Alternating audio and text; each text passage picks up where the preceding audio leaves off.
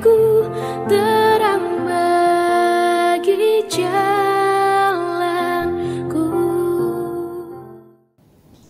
Anak-anakku yang terkasih di dalam Tuhan, kita hari ini merayakan sukacita Paskah dan kita mau berbicara tentang makna Paskah dalam hidup kita. Biarlah Tuhan yang tolong, kita mau bersatu di dalam doa terlebih dahulu.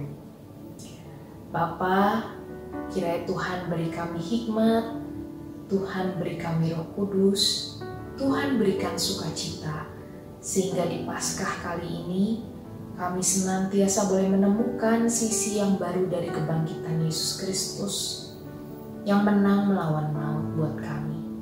Dalam nama anak-Mu yang tunggal, Tuhan Yesus Kristus, kami berdoa dan mengucap syukur. Amin.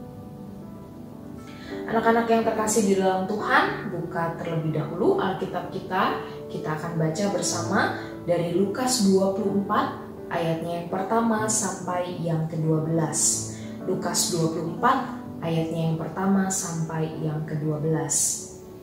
Tetapi pagi-pagi benar pada hari pertama minggu itu mereka pergi ke kubur membawa rempah-rempah yang telah disediakan mereka. Mereka mendapati batu sudah terguling dari kubur itu, dan setelah masuk, mereka tidak menemukan mayat Tuhan Yesus. Sementara mereka berdiri termangu-mangu karena hal itu, tiba-tiba ada dua orang berdiri dekat mereka memakai pakaian yang berkilau-kilau. Mereka sangat ketakutan dan menundukkan kepala, tetapi kedua orang itu berkata kepada mereka, "Mengapa kamu mencari Dia yang hidup di antara orang mati? Ia tidak ada di sini, Ia telah bangkit. Ingatlah apa yang dikatakannya kepada kamu ketika Ia masih di Galilea, yaitu bahwa Anak Manusia harus diserahkan ke tangan orang-orang berdosa dan disalibkan dan akan bangkit pada hari yang ketiga." Maka teringatlah mereka akan perkataan Yesus itu. Dan setelah mereka kembali dari kubur, mereka menceritakan semuanya itu kepada ke-11 murid dan kepada semua saudara yang lain. Perempuan-perempuan itu ialah Maria dari Magdala dan Yohana dan Maria ibu Yakobus. Dan perempuan-perempuan lain juga yang bersama-sama dengan mereka memberitahukannya kepada rasul-rasul. Tetapi bagi mereka perkataan-perkataan itu seakan-akan omong kosong, dan mereka tidak percaya kepada perempuan-perempuan itu. Sungguh pun demikian Petrus bangun, lalu cepat-cepat pergi ke kubur itu. Ketika ia menjenguk ke dalam, ia melihat hanya kain kapan saja. Lalu ia pergi dan bertanya kepada hatinya apa yang kiranya telah terjadi. Demikianlah pembacaan kita terhadap firman Tuhan. Kiranya firman itu menjadi benih yang tumbuh dalam hati kita, berbuahkan buah yang baik untuk kemuliaan nama Tuhan saja. Anak-anak, kita punya satu tema, yaitu anugerah terbesar. Tetapi sebelum kita masuk ke dalam tema ini, kenapa Paskah dikatakan sebagai anugerah yang terbesar? Kita mau menyadari dahulu bahwa diri kita adalah manusia yang material. Kita menilai segala sesuatu dari bentuk dan wujudnya. Kalau hal itu ada, hal itu kita bisa makan, hal itu kita bisa pakai, hal itu bisa kita rasakan, maka kita anggap itu sebagai ada. Tetapi tidak ada. Kalau hal itu biasanya cuma rumor, hal itu nanti biasanya hanya bentuknya bisikan-bisikan aja, atau rumor-rumor aja. Nah, kita ini adalah manusia yang material. Diperhadapkan dengan sukacita sebenarnya. Orang Kristen, kita dihadapkan dengan dua sukacita. Yang satu adalah sukacita Natal, satu adalah sukacita Paskah. Tapi kalau ditanya, yang mana yang kita lebih suka? Kebanyakan dari kita mungkin menjawab Natal, kita lebih suka Natal.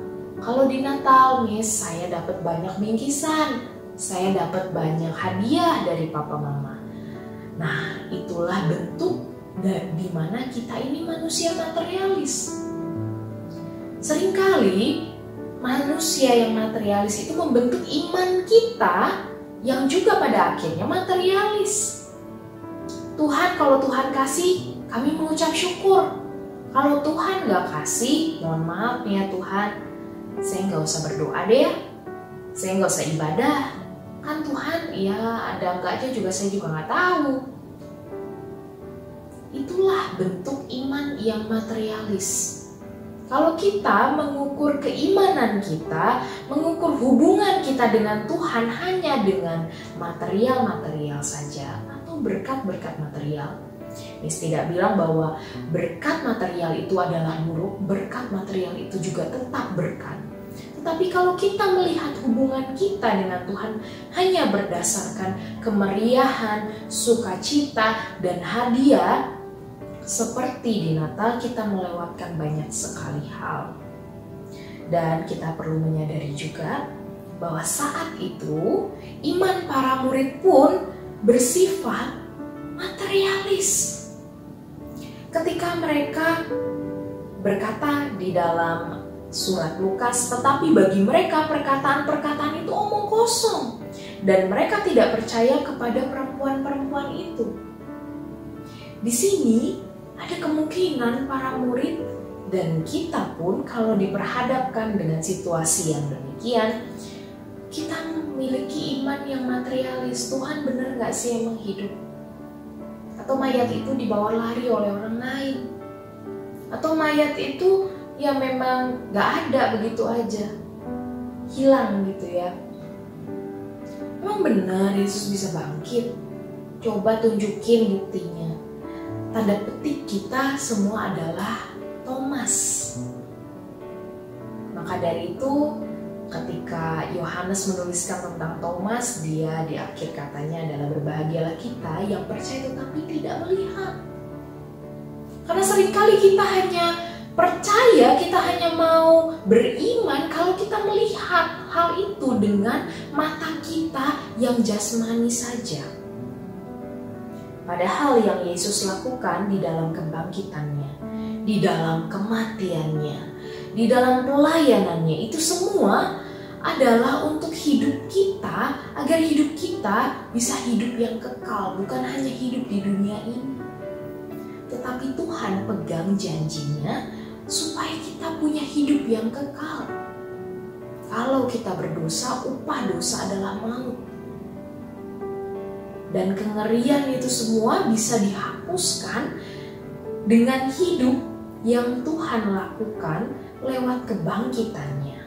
Dia menang lawan maut, dia menang lawan kematian. Dan itulah makna Paskah. Sehingga kalau ada pertanyaan, hidup yang mana sih yang dimaksud ketika Tuhan menyelamatkan hidup kita? Ya baik hidup yang saat ini kita sedang jalani dengan apa? Dengan kita melihat bahwa saya tetap harus memperbaiki diri, saya tetap harus bertobat, saya tetap harus berbalik kepada Tuhan. Hidup saat ini pun bisa berubah karena Paskah. Tetapi lebih dari itu, hidup setelah hidup. Langit yang baru dan bumi yang baru nantinya, itu pun akan kita alami bersama-sama dengan Yesus Kristus. Itulah makna Paskah. Sehingga makna Paskah menyelamatkan kita tidak hanya secara jasmani atau secara dunia saat ini, tetapi secara utuh. Kita jadi pribadi yang hidupnya kekal. Itu karena apa? Karena Yesus Kristus. Sungguhnya kita harus lebih berbahagia daripada kalau kita hanya diperhadapkan dengan hadiah, dengan bingkisan yang sifatnya sementara. Dan inilah makna Paskah dan sukacita Paskah yang harus kita pegang anak-anak. Maka dari itu berbahagialah, bergembiralah, bersukacitalah. Karena hidup kita sudah dimenangkan oleh Yesus Kristus. Amin. Mari kita bersatu di dalam doa. Bapa, kami mengucap syukur.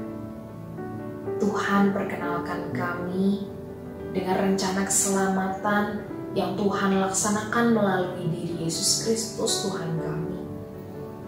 Kami mengucap syukur saat ini Bapa, dan kami mau berbalik hatinya kepada Tuhan. Kami mau ubah hidup kami, sehingga baik hidup saat ini maupun hidup setelah ini Tuhan, kami lakukan itu semua untuk Tuhan saja. Seperti Tuhan sudah melakukannya untuk kami. Dengan cinta yang besar, dengan kasih yang begitu besar buat kami.